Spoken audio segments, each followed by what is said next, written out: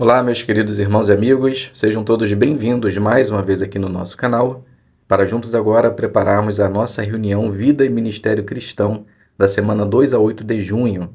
Selecionamos algumas partes de nossa reunião e tenho certeza que vai fortalecer a sua fé. Nós vamos iniciar com tesouros da Palavra de Deus. Então vamos para o nosso vídeo.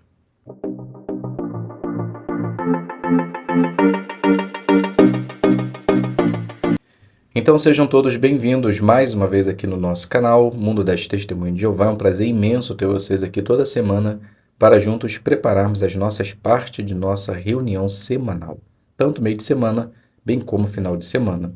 Nesse vídeo, como dito, estaremos fazendo tesouros da Palavra de Deus. Alguns irmãos me pediram, solicitaram para que eu pudesse dar uma ajuda e realmente aqui eu estou e espero que possa ser de ajuda. Então, nós podemos iniciar essa parte da seguinte forma.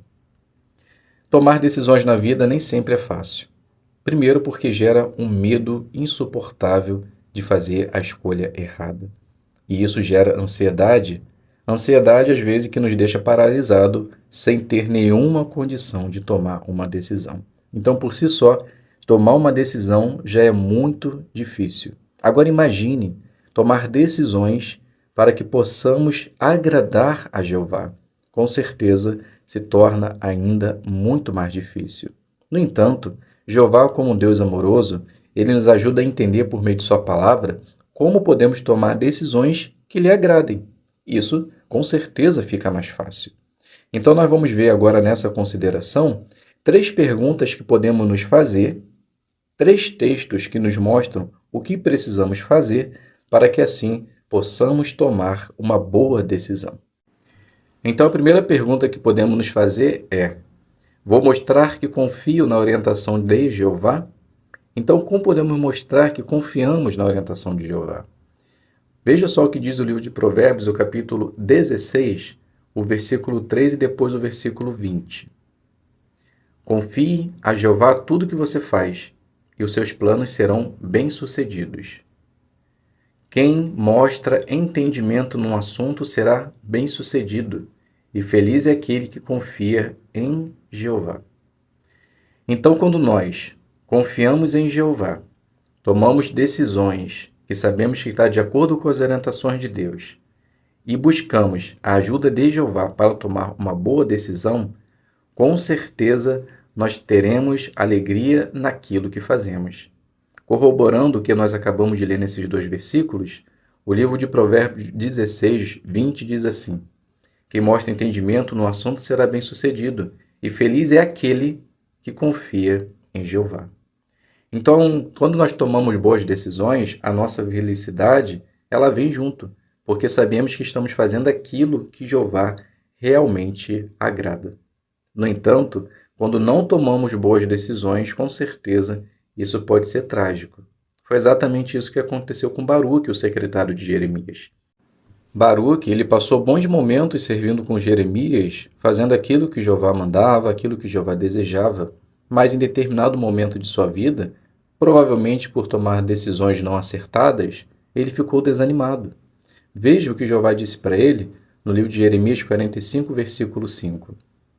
Mas você está procurando grandes coisas para si, pare de procurar essas coisas, pois estou para trazer uma calamidade sobre todas as pessoas, diz Jeová. E onde quer que você for, eu lhe darei a sua vida como despojo. Então, tomar boas decisões alega o coração de Jeová, mas quando não tomamos, podemos também cair na ruína.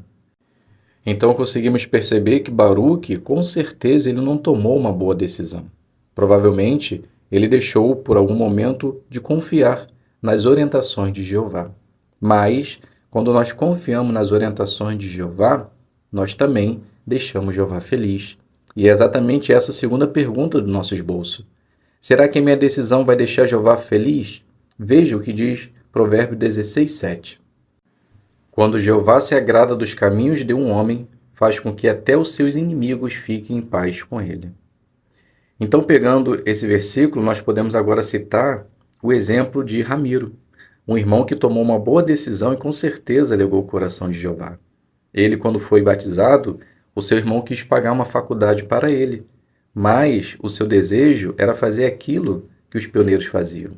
de pregar a palavra de Deus com mais eficácia. E ele aceitou o convite de um irmão quando o chamou para pregar numa pequena cidade. Então lá ele conseguiu abrir um salão de cabelo, começou a cortar cabelo e começou a se sustentar a partir daí. Participou de uma recém-formada congregação de um idioma indígena. E ele diz que com certeza esse foi a melhor decisão que ele poderia tomar, porque seria uma decisão que deixaria Jeová feliz. Então, quando nós confiamos na orientação de Jeová, não desanimamos, mas tomamos decisões que alegrem o seu coração, com certeza Jeová fará prosperar tudo aquilo que nós fazemos para fazer a sua vontade. A última pergunta. Será que eu estou sendo influenciado demais pelo que outros dizem ou fazem? Veja o que diz Provérbios 16, 25. Há um caminho que parece certo ao homem, mas por fim leva à morte. Interessante esse texto porque ele mexe realmente com a nossa essência. Porque, querendo ou não, todos nós fazemos escolhas. Escolhas essas que podem nos levar para um caminho de vida ou para um caminho de morte. E algo que pode nos influenciar muito em nossas decisões é o nosso convívio, a nossa cultura, com que nos associamos, o que nós vemos e ouvimos. E isso realmente pode fazer com que nós tomemos decisões que talvez não sejam agradáveis a Jeová. Lá em Romanos, capítulo 2, versículo 14, ali fala que pessoas das nações que não têm lei fazem por natureza as coisas da lei. Então, por essência, a pessoa ela pratica aquilo que a lei ensina, que a lei manda. Mas quando não há uma lei específica, será que ela obedece? Bem, os servos de Jeová devem obedecer em todos os sentidos, mesmo quando não há lei. Por quê? Porque nós queremos andar num caminho que agrade a Jeová. Nós queremos respeitar aquilo que Jeová quer que façamos, para que nós possamos ter a sua aprovação. E o interessante notar nessa gravura, que corresponde com o que nós estamos falando, é uma decisão que o irmão ele precisa ter. Eu particularmente achei muito interessante essa gravura, porque saiu da essência de mulher, agora foi para homem. Por que será? Porque os homens hoje, infelizmente, alguns estão querendo se vestir quase como uma mulher, roupas apertadíssimas. Antigamente, eu me lembro que quando iria escolher um terno, escolheria pela cor, se era bonito, se a ombreira estava alta, porque esse era o charme, né, de um terno, se estava largo. Hoje não. A tendência é fazer exatamente isso que mostra essa gravura. A gravura do lado esquerdo. Um terno apertado, calça, que muitos dizem que é pescando seri, né, uma calça curta, meia, que não combina com terno, aparecendo, sapatos extremamente estilosos, embora não seja errado, mas ele está ali num dilema. Levo ou não levo um terno que a maioria dos irmãos hoje está usando? Bem, se você é um irmão da antiga, com certeza você vai escolher um terno adequado.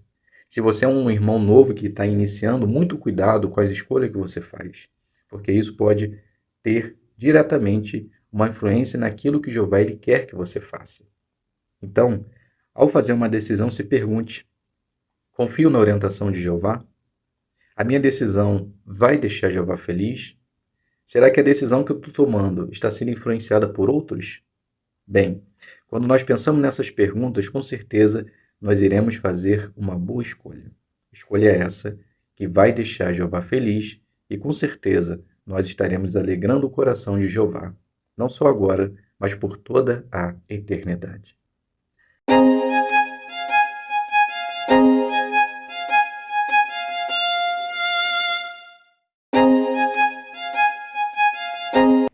Então, o primeiro texto que aparece em nossa apostila é o livro de Provérbios, o capítulo 16, versículo 22, que diz assim: O entendimento é fonte de vida para os que o possuem, mas os tolos são disciplinados pela sua própria tolice. Então, a pergunta é: em que sentido os tolos são disciplinados pela sua própria tolice? Então, eu resumi da seguinte forma: no sentido de que, quando não acatam a disciplina de Jeová, acabam caindo na sua própria tolice, levando até mesmo à morte, assim como aconteceu na história dos israelitas. Os que não obedeceram acabaram morrendo, sendo afetados por sua própria tolice, por não aceitar os mandamentos de Deus. A segunda pergunta de nossa apostila: Que joias espirituais você encontrou na leitura da Bíblia desta semana? Então agora vamos selecionar alguns versículos e comentar a base deles. O primeiro selecionado é o livro de Provérbios, o capítulo 16, o versículo 3, que diz assim: Confie a Jeová tudo o que você faz, e os seus planos serão bem-sucedidos. Então, na história cristã, todos que confiaram nas orientações de Jeová foram bem-sucedidos, e quando não, a derrota era certa. Isso para nós é essencial saber, pois nos faz perceber que quando confiamos a Jeová as decisões que iremos tomar na vida, estamos na verdade mostrando o quanto queremos ser guiados por Ele.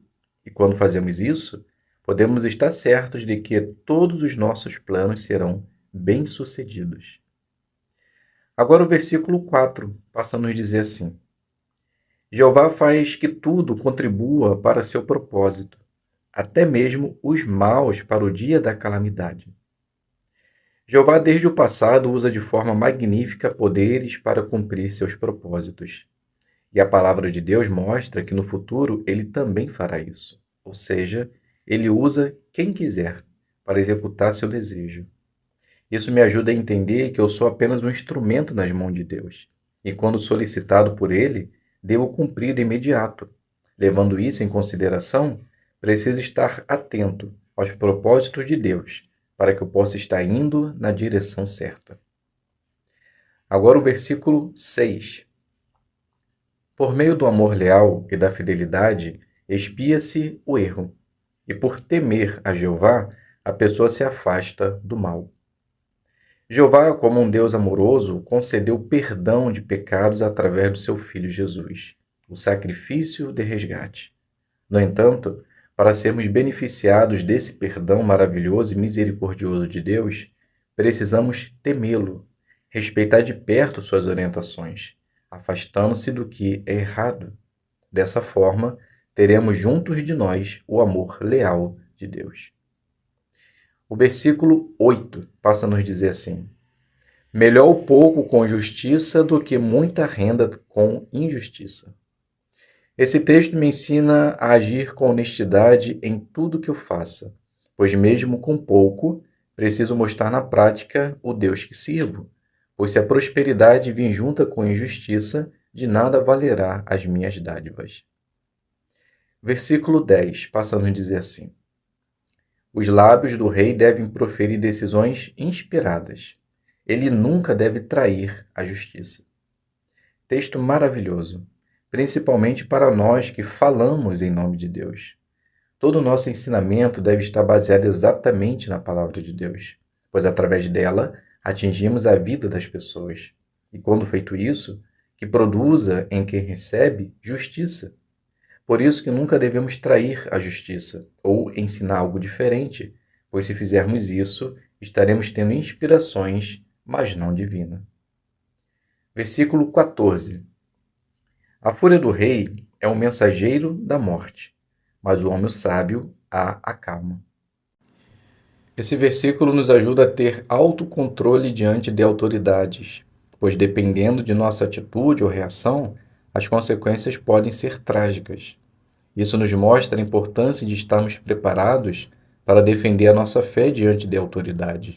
Mas qualquer defesa que vamos fazer tem que ser com respeito, para que o resultado final não seja a morte, mas a vida. Agora o versículo 16 passa a nos dizer assim: É muito melhor obter sabedoria do que ouro, mais vale ganhar entendimento do que prata. O apóstolo Paulo disse certa vez que o esforço feito sem objetivo é como tentar pegar o vento, ou seja, não dá resultado nenhum. É exatamente isso que esse versículo nos ensina. O maior bem que podemos fazer para nós é obter sabedoria e entendimento, pois são essas coisas que podem nos fazer andar no caminho de Deus. Nada que esse mundo oferte se iguala às bênçãos que teremos de servir a Jeová. Agora o versículo 24. O coração do sábio dá entendimento à sua boca e acrescenta persuasão às suas palavras.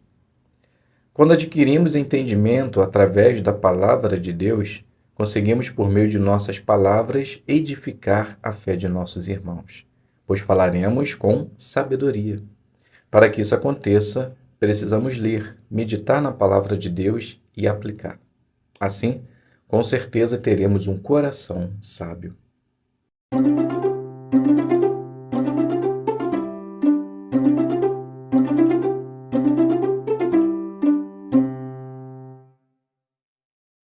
Então vamos iniciar fazendo a designação número 4 e iniciando conversas. Então essa parte ela tem 3 minutos, será feito testemunho informal. Mostre para a pessoa como encontrar informações úteis para ela no site jw.org. Então nós podemos iniciar assim. Essa designação eu fiz como se fosse no trabalho. Maria, ela inicia dizendo: Bom dia, Ana. Hoje parece que está tranquilo. Então Ana diz: Só parece. A encarregada já deixou aqui todas as chaves dos quartos, no total de 15. Está bom para você? Então Maria diz: Está ótimo. Vamos terminar rápido. Então Ana fala: Como você consegue ficar tão animada sabendo que estamos atarefadas? Então Maria ela diz: Minha animação vem de saber que acordei com vida. Só isso para mim já é o bastante. Então Ana ela diz: Me dá um pouco dessa felicidade aí, pois estou precisando. Esse serviço está me deixando tensa. Já entro pensando em dar a hora de ir embora. Então Maria ela fala: Você tem costume de agradecer a Deus? Ana fala: Tenho nada. Na verdade, nem sei a última vez que fiz isso. Então Maria diz: Então, a oração é muito importante, pois é uma forma de falar com Deus, agradecendo o que Ele faz por nós e também pedindo ânimo, sabedoria e paz. Tudo isso nos ajuda a ficar tranquila e ter um dia mais produtivo. Então Ana ela diz: Tudo isso só por causa da oração? Então Maria diz: Sim, vou te mostrar uma revista que fala sobre isso. Aí depois eu te ensino como baixar no seu telefone. Veja esse site aqui, ó, jw.org. Nós vamos abrir ele, aí vamos aqui em revistas, a Sentinela, e vamos escolher essa aqui, ó, de outubro de 2015. Aqui na página 6 traz o seguinte tema: a oração, como pode ajudar você? Observe alguns dos benefícios de orar a Deus. Adquirimos paz mental, consolo e força ao enfrentar provações e sabedoria. Concorda comigo que se tivermos um ou mais desses itens, nossa vida será melhor?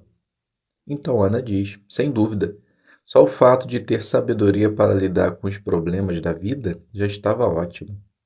Então Maria diz, o que acha, na hora do almoço, lermos esses textos aqui?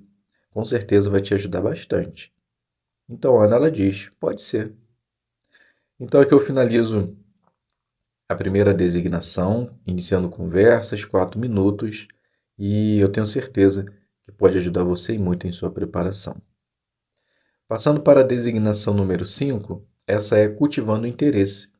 Essa parte ela tem 4 minutos, será feito forma de casa em casa. Ofereça um estudo bíblico para alguém que não aceitou estudar no passado. Então nós podemos iniciar assim. Maria, ela diz: Bom dia, Ana. Tudo bem? Trouxe novamente uma mensagem consoladora para você. Está muito ocupada?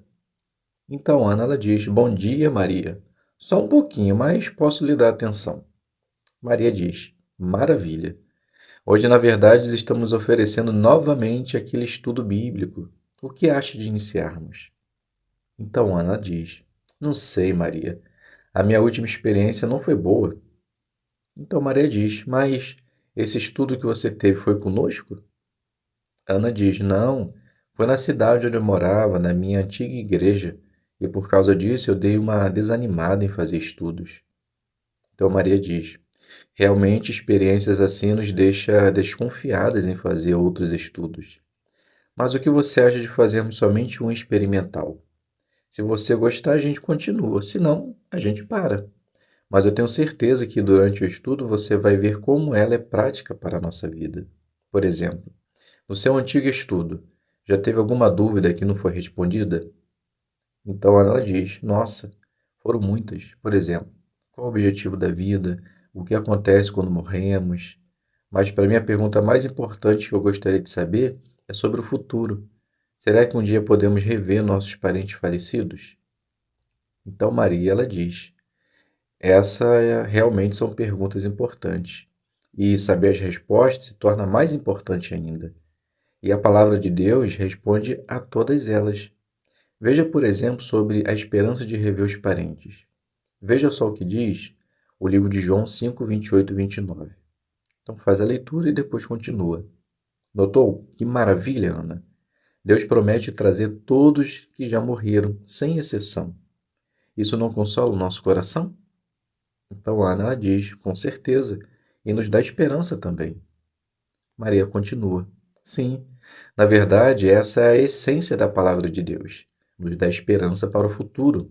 E ela ainda responde às outras perguntas que você citou. O que acha de considerarmos uma a uma, já iniciando o nosso estudo? Então, Ana, ela diz, tá bom então, vamos combinar. Então, aqui a gente finaliza a segunda designação número 5, cultivando o interesse. Vamos agora fazer a designação número 6, que é um discurso. Esse discurso ele vai ter 5 minutos e tem o seguinte tema. Qual é a explicação de Provérbios 16, o versículo 3? Então, nós podemos iniciar assim. Já teve a oportunidade de deixar nas mãos de alguém uma tarefa muito importante, sabendo que a pessoa é altamente qualificada para resolver, e por esse motivo você fica tranquilo ou tranquila, sabendo que no final o resultado será eficaz e satisfatório? Se você já teve essa oportunidade, você sabe muito bem tão bom é ter alguém de confiança. Em sentido espiritual, não é diferente. Quando temos planos, problemas, decisões a serem tomadas, devemos também deixar nas mãos de alguém qualificado. E quem seria essa pessoa? Acompanhe comigo o que diz o livro de Provérbios, o versículo 16, o versículo 3. Confie a Jeová tudo o que você faz, e os seus planos serão bem-sucedidos. Perceberam, meus queridos irmãos e amigos? Somente Jeová tem a possibilidade de fazer que tudo dê certo, ou seja, que as dificuldades lançadas para Jeová será resolvido, resumindo, um amigo de confiança. Mas para que possamos entender a profundidade desse versículo, vamos separar ele em dois e esmiuçar um pouco esse texto tão importante. A primeira parte do texto diz assim: confie a Jeová tudo o que você faz. O que esse verso significa para nós? Significa que antes de tomarmos qualquer decisão, os que adoram a Jeová mostram humildade e buscam sua orientação. E é exatamente isso que Deus quer que façamos. Veja só o que diz o livro de Atos, capítulo 1, versículo 5. Portanto, se falta sabedoria a algum de vocês, que ele persista em pedi-la a Deus, pois ele dá a todos generosamente, sem censurar, e ela lhe será dada. Perceberam? Jeová deseja que busquemos a ele, em busca de ajuda e em busca de sabedoria. Confiar em Jeová nos dá a ideia de transferir nosso peso para outra pessoa carregar. A título de exemplo, imagine que você trabalha em determinada função que precise carregar sacos de cimento, extremamente pesado. Quem trabalha com obra sabe exatamente disso. Aí a empresa contrata agora um funcionário novo, mas esse funcionário é alto e forte. Chega perto de você e diz assim: deixa comigo, que agora esse peso é comigo. Consegue sentir o alívio que isso seria? É exatamente esse alívio que temos quando confiamos no Senhor. A segunda parte do texto diz assim: e os seus planos serão bem-sucedidos.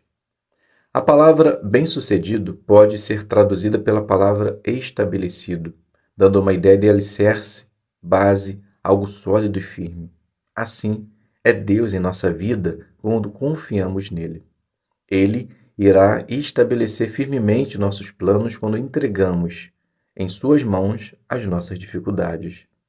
Sendo assim, meus queridos irmãos e amigos, confie sempre em Jeová, e ele nunca te deixará desamparado.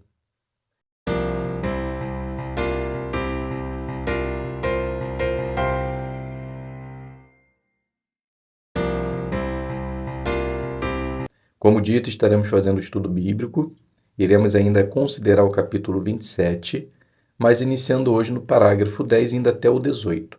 E esse parágrafo tem o seguinte subtítulo: Em toda parte se fala contra ela.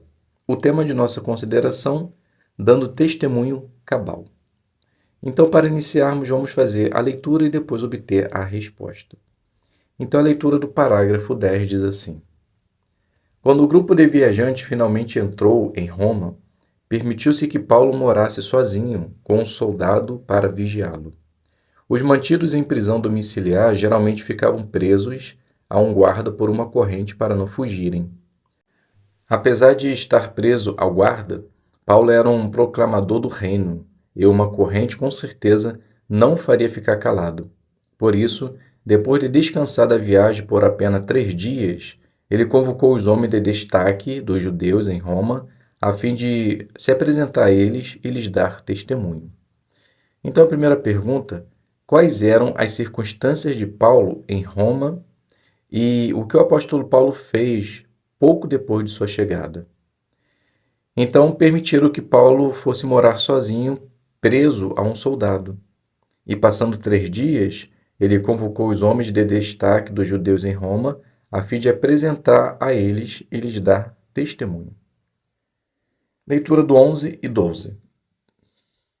Homens e irmãos, disse Paulo, embora eu não tivesse feito nada contra o povo ou contra os costumes de nossos antepassados, fui preso em Jerusalém e entregue às mãos dos romanos. Depois de me interrogarem, eles quiseram me soltar, pois não havia nenhum motivo para me condenar à morte. No entanto, como os judeus se opuseram, fui obrigado a apelar para César, mas não por eu ter alguma acusação contra minha nação. Por se dirigir àqueles judeus como irmãos, Paulo tentou estabelecer uma base de comum acordo com eles e eliminar qualquer preconceito que talvez tivessem. Ele também deixou claro que não estava ali para acusar os judeus, mas para apelar a César. No entanto, a comunidade judaica local não estava sabendo da apelação de Paulo. Porque houve essa clara falha de comunicação da parte dos judeus na Judéia?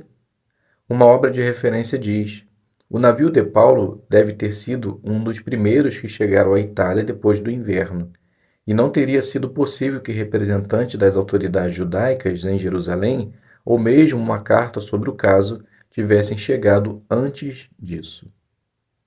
Então a pergunta do 11 e 12. Ao falar com os judeus locais, como Paulo tentou eliminar qualquer preconceito que eles talvez tivessem? Então Paulo se dirigiu aos judeus como seus irmãos. Assim ele tentou manter uma base de comum acordo, e ele também deixou claro que não estava ali para acusar seus irmãos. Leitura do 13 e 14. Paulo então apresentou a mensagem do reino por meio de uma declaração que com certeza despertaria a curiosidade de seus convidados judeus.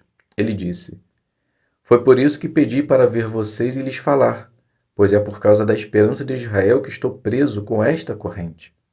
É claro que essa esperança estava fortemente relacionada com o Messias e seu reino, conforme proclamava a congregação cristã. Achamos correto ouvir de você o que pensa, responderam os anciãos judeus. Porque, na verdade, o que sabemos dessa seita é que em toda parte se fala contra ela. Quando temos a oportunidade de pregar as boas novas, podemos imitar Paulo por fazer declarações que deem o que pensar ou perguntas que despertem o interesse de nossos ouvintes. Podem-se encontrar excelentes sugestões em publicações como Raciocínios à Base das Escrituras, Beneficie-se da Escola do Ministério Teocrático e melhore sua leitura e seu ensino. Você está fazendo bom uso dessas publicações? Então a pergunta do 13 e 14, como Paulo apresentou a mensagem do reino e como podemos imitar seu exemplo? Então Paulo apresentou a mensagem por meio de uma declaração. Ele disse: Foi por isso que pedi para ver vocês e lhes falar, pois é por causa da esperança de Israel que estou preso com esta corrente. E podemos imitar o apóstolo Paulo por fazer declarações que deem o que pensar ou pergunta que desperte interesse. Subtítulo: Dar testemunho cabal, um modelo para nós. No dia escolhido, os judeus locais foram num grupo ainda maior, até o local onde Paulo estava preso. Então, desde a manhã até a noite, Paulo lhes deu explicações por meio de um testemunho cabal sobre o reino de Deus, procurando persuadi-los a respeito de Jesus com base na lei de Moisés e nos profetas. 4 pontos se destacam no testemunho de Paulo. Primeiro, ele se concentrou no reino de Deus. Segundo, ele tentou convencer seus ouvintes a aceitar a mensagem por usar de persuasão. Terceiro, ele raciocinou usando as Escrituras. Quarto, ele foi abnegado, dando testemunho desde a manhã até a noite. Que excelente exemplo para nós! Qual foi o resultado desse testemunho? Alguns acreditaram, ao passo que outros não. Surgiram divergência entre as pessoas e elas começaram a ir embora, diz Lucas. Pergunta: que 4 pontos se destacam no testemunho de Paulo? Então, o primeiro, ele se concentrou no reino de Deus. O segundo, ele tentou convencer seus ouvintes a aceitar a mensagem por usar de persuasão. Terceiro, ele raciocinou usando as Escrituras. E quarto, ele foi abnegado, dando testemunho desde manhã até a noite. Leitura do 16 ao 18. Essa reação não surpreendeu Paulo, pois estava de acordo com a profecia bíblica que ele já havia observado esse tipo de reação antes. Por isso, Paulo disse a seus convidados não receptivos que estavam de saída: o Espírito Santo falou apropriadamente aos antepassados de vocês, por meio de Isaías o profeta. Vá a este povo e diga: vocês realmente ouvirão, mas de modo algum entenderão, e realmente olharão, mas de modo algum verão, pois o coração deste povo ficou insensível. O termo no idioma original traduzido como insensível indica um coração engrossado ou engordado, impedindo assim que a mensagem do reino penetre nele. Que situação lamentável! Em conclusão, Paulo disse que, diferentemente de seus ouvintes judeus, as nações certamente escutariam. De fato, o apóstolo sabia do que estava falando, pois tinha pessoalmente visto muitos gentios reagirem bem à mensagem do reino. Assim como Paulo, não devemos levar para o lado pessoal quando as pessoas rejeitam as boas novas. Afinal, sabemos que a maioria não encontrará a estrada da vida. Por outro lado, quando pessoas sinceras tomam realmente posição a favor da adoração verdadeira, devemos nos alegrar e recebê-las de braços abertos. Então a pergunta do 16 ao 18, por que Paulo não se surpreendeu com a reação negativa dos judeus romanos e como devemos nos sentir quando nossa mensagem é rejeitada? Porque estava de acordo com a profecia bíblica e ele já havia observado esse tipo de reação antes. E assim como Paulo, devemos nos alegrar quando pessoas aceitam a palavra de Deus. Então, meus queridos irmãos e amigos, aqui a gente finaliza o nosso estudo e espero que possa ter lhe ajudado em sua preparação. Muito obrigado a todos pela presença, fiquem todos na paz de Deus e até um próximo vídeo, se Deus quiser.